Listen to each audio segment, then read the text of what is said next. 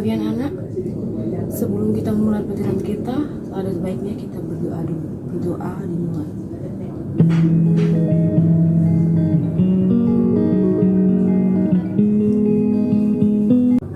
Oke, di sini Ibu akan menjelaskan tentang konsep dasar ilmu ekonomi. Nah, mendengar kata ekonomi, pasti kita langsung berpikir tentang uang kan?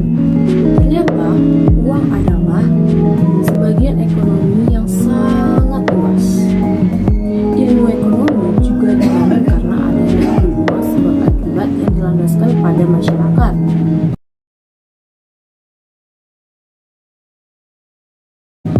Pengertian ilmu ekonomi ini tidak dapat kita simpulkan pada satu kegiatan transaksional saja. Ada beberapa para ahli yang membicarakan tentang pengertian ilmu ekonomi. Yang pertama ada Richard G. Lipsey mengatakan ilmu ekonomi adalah ilmu yang mempelajari pemanfaatan sumber daya langka untuk memenuhi keinginan manusia yang tidak terbatas.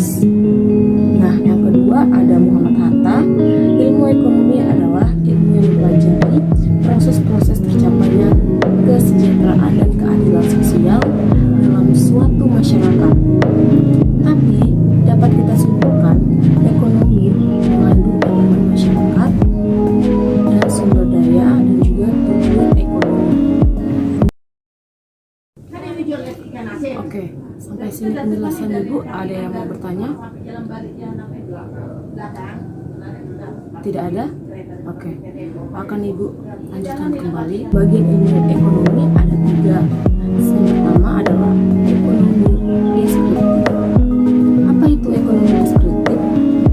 Ekonomi deskriptif adalah ilmu ekonomi yang mendeskripsikan data-data yang menjelaskan berbagai fenomena dan kenyataan yang terjadi. Nah, yang kedua adalah teori ekonomi. Apa itu teori ekonomi? Teori ekonomi adalah ilmu yang mempelajari penjelasan secara sederhana mengenai sebuah sistem ekonomi yang bekerja secara teratur, serta ciri-ciri yang sangat penting dalam ekonomi tersebut. Nah, yang ketiga adalah ekonomi terapan. Apa itu ekonomi terapan? Ekonomi terapan adalah cabang ilmu ekonomi yang menggunakan hasil kegiatan teori ekonomi untuk menjelaskan fakta-fakta yang dikumpulkan secara ekonomiah. Deskriptif seperti pengukuran, analisis, statistik, dan ekonometrik untuk mempelajari fenomena ekonomi dan membuat kebijakan ekonomi yang akurat.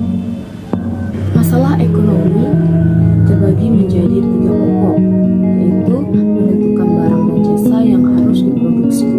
Yang kedua, menentukan cara barang yang diproduksi. Dan yang ketiga, menentukan untuk siapa barang-barang itu diproduksi.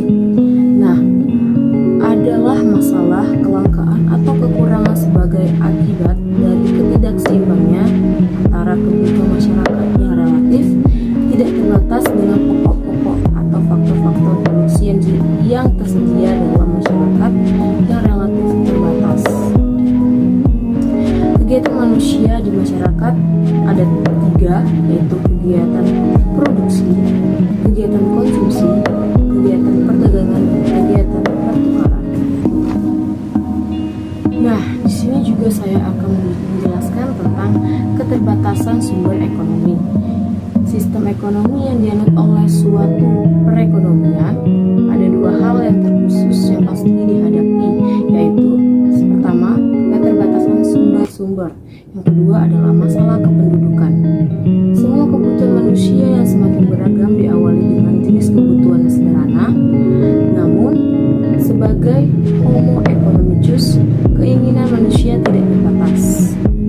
Sifat ketidakpuasan yang menjadi sifat dasar manusia membuatnya selalu menginginkan berbagai sifat kebutuhan bagi hidupnya supaya ia lebih makmur, karena yang diinginkannya itu bukan suatu kebutuhan yang penting. Penyebab kelangkaan ada beberapa hal, yaitu kelangkaan sumber daya atau faktor produksi yang sudah dijelaskan bahwa kelangkaan sumber daya bisa mengakibatkan kelangkaan barang dan jasa. Yang kedua adalah keterbatasan persediaan sumber daya alam. Sumber daya alam yang dapat diperbarui dan sumber daya alam yang tidak dapat diperbarui. Seperti fauna, tumbuhan, dan juga minyak bumi.